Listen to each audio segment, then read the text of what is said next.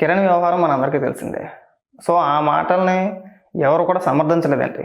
మొదటి నుంచి కూడా. ఆ వీడియో ఎప్పుడైతే బయటకొచ్చిందో, ఆ వీడియో బయటకొచ్చినప్పటి నుంచి కూడా ఎవరూ సమర్థించలా. ఇలా మాట్లాడకూడదు. కుటుంబంలో ఉన్న మహిళల గురించి, వాళ్ళ పిల్లల గురించి మనం మాట్లాడడం కరెక్ట్ కాదని చెప్పేసని అందరూ అలాగే అన్నాం. అయితే విచిత్రం ఏంటంటే, గత 5 ఏళ్ళు అమ్మనాబూతులు తిట్టి, బ్రహ్మణి గారి పైన, భువనేశ్వరి గారి పైన ఫోటోలు మార్ఫింగ్ చేసి, ఇష్టానుసారంగా బూతులు తిట్టి రెచ్చిపోయిన చాలామంది వ్యక్తులు కూడా నిన్నటి నుంచి ఉపదేశాలు కూడా మొదలెట్టారండి. ముఖ్యంగా వైసీపీ పేటీఎం బ్యాచ్. మామూలుగా కాదు. ఇదే కిరణ్ కనుక వైసీపీలో ఉంటే కనుక ఒక శాలువా కప్పి సన్మానం చేసి ఆ బోరుగడ్డ అనిల్ గడికి ఎలాగైతే ప్రభుత్వం నుంచి సెక్యూరిటీ ఇచ్చారో, గన్మ్యాన్లు ఇచ్చారో అలా ఇచ్చి ఆఫీసులో కూర్చోబెట్టి ఒక 10 మంది యూట్యూబ్ ఛానల్ని క్యూలో పంపించి ఇంకా 4 బూతులు ఎక్కువ మాట్లాడిపించారు. ఇవే కాదా? మీ హయాంలో జగన్మోహన్ రెడ్డి ముఖ్యమంత్రిగా ఉండగా ఎంతమంది ఎన్ని రకాలుగా ఎన్ని బూతులు మాట్లాడారు మహిళల గురించి? వాళ్ళపైన ఏ రోజైనా యాక్షన్ తీసుకున్నారా? పోనీ ఎవడైనా బయటకు వచ్చి ఖండించాడా ఇది తప్పు అని చెప్పేసని? లేదు. ఎవరిపైన కేసులు పెట్టలా. తెలుగుదేశం ప్రభుత్వం కాబట్టి మన కార్యకర్త అయినా సరే అలా మాట్లాడకూడదు, మహిళల గురించి ఎవడు మాట్లాడినా తప్పు అని చెప్పేసని కేసులు పెట్టి అరెస్ట్ చేసి నిన్న మనం చూసాం కదా, మొగానికి మాస్క్ వేసి ప్రెస్ ముందు నుంచే పెట్టారు. సో ఆ వీడియో చూసిన తర్వాత నాకు కొద్దిగా బాధ కలిగింది. తర్వాత మా సాక్షిలో డిబేట్ పెట్టేశారు. వాళ్ళ ఒక ఉపదేశాలు, మామూలు ఉపదేశాలు కాదు, ఇది ప్రతి ఒక్కడు మాట్లాడేయడమే. గతంలో మీరు ఇలాంటి వ్యక్తుల పైన కిరణ్ మాట్లాడింది 100% తప్పు, మేము సమర్థించట్లా. కానీ మీరు మాట్లాడడానికి కూడా మీకు అర్హత ఉండాలి కదండి. ఈ విషయం పైన మీరు మాట్లాడడానికి కూడా ఒక అర్హత ఉండాలి మీకు. బోరుగడ్డ అనిల్ గారిని ఏ రోజైనా ఖండించారా? లేదు. ఆ వర్ర రవీందర్ రెడ్డిని ఏ రోజైనా ఖండించారా? లేదు. పోనీ ఏమైనా కేసులు పెట్టారా? స్వయంగా వంగలపూడి అనిత గారు స్వయంగా డీజీపీ ఆఫీస్కి వెళ్ళి ఇగో ఈ పలానా వ్యక్తి ఇలా భారతీరెడ్డి పిఏ అని చెప్పుకుని తిరుగుతున్నాడు ఇక్కడ, అతని పైన యాక్షన్ తీసుకోండి అంటే మీ పార్టీ నుంచి ఎలాంటి స్పందన అయినా ఉందా? లేదు. స్పందన లేకపోగా ఇంకా ఎంకరేజ్ చేశారు. 10 మంది యూట్యూబ్ ఛానల్స్ని పంపించి ఇంటర్వ్యూల పేరుతో నువ్వు ఇంకా బూతులు తిట్టి అని చెప్పేసి ఎంకరేజ్ చేశారు. ఒకరిని కాదు, ఇద్దరిని కాదు కదా. పైగా ఎందుకు వచ్చి ఇక్కడ ఉపన్యాసాలు చెప్పడం?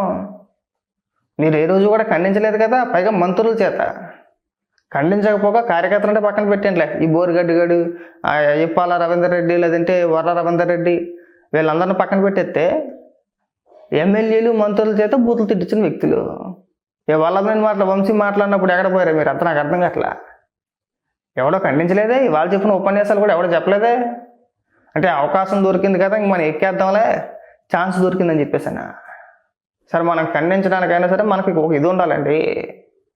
గత 5 ఏళ్ళు అందరినీ పెంచి పోషించేసి బూతులు తిట్టేది ఇష్టానుసారంగా రెచ్చిపోండి అని చెప్పేసి అని ఇవాళ వచ్చి కిరణ్ మాట్లాడిన మాటలు పట్టుకొని ఇంకా మొత్తం అందరిపైన అదే రుద్దేసే ప్రయత్నం చేస్తున్నారు. మేము ఏ రోజు మాట్లాడలేదే. జగన్మోహన్ రెడ్డి భార్య గురించి కానీ, లేదంటే ఆయన కూతురు గురించి కానీ ఏ రోజు వ్యక్తిగతంగా మేము విమర్శించింది ఏమీ లేదు. కిరణ్ మాట్లాడాడు, ఆ మాట్లాడిన మాటలు తప్పు, అందరం ఖండించిందని. అందుకే కదా ఇవాళ లోపల ఉన్నది కదా. వదిలేదుగా మీలాగా. మనల్ని కాదు కదా తిట్టింది, వాళ్ళని కాదని చెప్పేసి అని మీరు చేసినట్టుగా వదిలేదుగా. అదే మీరైతే పెంచి పోషించేది. ఈరోజు వైసీపీలో ఉండుంటే కనుక కిరణ్ ఒక మంచి స్థాయికి వెళ్ళిపోతురేమో. మనోడు మాట్లాడిన మాటలకు మీరైతే ఫుల్ ఎంకరేజ్ చేస్తారన్నమాట. మీరు బ్రహ్మాండంగా తిట్టేయచ్చు, ఏం కాదు, మేము చూసుకుంటాము, కావాలంటే నీకు ప్రభుత్వం తరఫున సెక్యూరిటీ ఇస్తాము, అకామిడేషన్ కల్పిస్తాము, నువ్వు రెచ్చిపో అని చెప్పేసి అని టచ్ కొట్టేస్తారు. వద్దు, ఈ ఉపన్యాసాలు వద్దు. అయ్యింది మళ్ళీ మీరు బెదిరించేయాలి ఎక్కడికి వచ్చేసి ఏమవుతుంది? ఈ అప్పాభయ ఢిల్లీలో వద్దనేది. ఒక వ్యక్తి తప్పు చేశాడు, తప్పును అందరూ ఖండించారు, ప్రభుత్వం కూడా చర్యలు తీసుకుంది. మళ్ళీ మీరు డొబేట్ పెట్టి సాక్షిలో మా కలదోడు ఒకడు, ఆ కాశ్మీరగుడు అయ్యేలో ఉపదేశాలు ఇవ్వడం. ఆ కాశ్మీర్ వెంకటరెడ్డి అయితే మా పేర్లన్నింటినీ కూడా ప్రస్తావించేసి మేము అందరూ హైదరాబాద్లో ఉండి పని చేస్తున్నాం అని చెప్పేసి ఆడు మాట్లాడ్డా. ఇలా మాట్లాడిన మాటలు ముఖ్యంగా మా కలదోడు ఆడు మాట్లాడిన మాట్లాడు తమ్మునేల్స్ కానీ డిబేట్ పెట్టినప్పుడు చూస్తే ఆశ్చర్యపోతారు. ఈ లీగ్ గడి అలాగే జర్నలిస్ట్ అయ్యాడని చెప్పేసి అనిపిస్తుంది మాకు. ఎంత లేఖితనంతో ఇటు జర్నలిస్ట్ ఎలాగ అయ్యాడు అని చెప్పేసి నాకు ఈ రోజుకి అనిపిస్తుంది. ఆడు ఉపదేశాలు ఇచ్చాడు నేనైతే. ఆ కాశ్మీర ప్రసాద్ కూడా అయితే ఇంకాను ఆడి పేరు చెప్పుకొని 10 మంది యూట్యూబర్లు బతికేస్తారు. ఆడికి దిక్కు ముక్కు ఉండదు బొక్క. ఆడే పొద్దులైతే చంద్రబాబు నాయుడు గారి గురించి, ప్రభుత్వం గురించి, లోకేష్ గారి గురించి, పవన్ కళ్యాణ్ గారి గురించి వాడి వ్యతిరేకంగా 4 యూట్యూబ్ ఛానల్స్లో కూర్చొని మాట్లాడకపోతే ఆడికి బతుకులేదు. ఆడి పేరు చెప్పుకొని 10 మంది బతికేస్తున్నారట. నీకే దిక్కు ముక్కు ఉండదు, నీకే 10 పైసలు చిల్లర ఉంటుంది మన జేబులో కదా. మన కొంపలోంచి బయటికి రావాలంటే 10 పైసలు చిల్లర ఉండదు మన దగ్గర. నీ పేర్లు చెప్పుకొని 10 మంది బతికేస్తున్నారా? చెప్పుకోవడానికి సిగ్గు ఉండాలి, కాస్తైనా సరే అనిపించాలి మనకి. మీ కింద నలిపెట్టేసుకొని అందరికీ ఏరెత్తి చూపించకూడదు. సో చర్యలు తీసుకున్నప్పుడు మేము మనం సంతోషించి చర్యలు తీసుకున్నారు కదా, వదిలేయలేదు కదా మనలాగా అని చెప్పేసి మనం అనుకోవాలా. ఇక్కడికి వచ్చి మళ్ళీ ఉపదేశాలు వాళ్ళలాగా వీళ్ళలాగా మన మీద ఏకంగా 10 మంది బతికేస్తున్నారు. నీకు అంత సినిమా ఉందా? నువ్వు అంత పెద్ద ఫిగర్వా? నాకు అర్థం కావట్లా. నువ్వేనా స్టేట్ లెవెల్లో ఇది ఉన్న వ్యక్తివా? మనం బయటకు వస్తే మన ఇంటి పక్కడికి వరకు మనం తెలియదు. ఏదో నీ అదృష్టం బాగుండి సాక్షిలో పడ్డావు అంతే. వెళ్ళి నీ పేరు చెప్పుకొని 10 మంది బతికేస్తారా? ఇక 10 మంది యూట్యూబ్ ఛానల్లో మన పేరు చెప్పుకొని బతికేస్తున్నారండి. మన నైట్ డిబేట్ అయిపోగానే తెల్లారితే వీడియోలు వచ్చేస్తాయండి. అరా నైట్ నువ్వు సంక్రాంతి కూర్చున్నావు డిబేట్లో, దేని గురించి కూర్చున్నావు?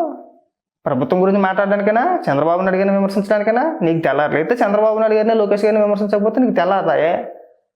ఇంట్లో ముద్దటరు మనకి. ఇక నువ్వు కూడా ఇక్కడికి వచ్చి విమర్శించడమే. ఇలా మాట్లాడుకుంటా పోతే అందరూ కూడా మనం చేసేది అదే కదా. అందరూ అంతేనా? పైగా అతి డైలాగులు, పైగా అతి మాటలు. సో ఇది ఈ ఇష్యూని ఎక్కడతో వదిలితే మంచిది. ఇంకా లాగుతాము, ఇంకా చేస్తాం అనుకుంటే గతంలో మీరు ఎంకరేజ్ చేసిన వ్యక్తులు ఉన్నారో, మీరు తిట్టించిన వ్యక్తులు ఉన్నారో, మంత్రులు, ఎమ్మెల్యేలు, మీ కార్యకర్తలు మీరు ఏ విధంగా ప్రోత్సహించారు, మీరు ఎన్ని యూట్యూబ్ ఛానల్స్ రన్ చేశారు, వాళ్ళ వ్యక్తులు ఎవరో వాళ్ళందరం మేము కూడా చూపించగలుగుతాం.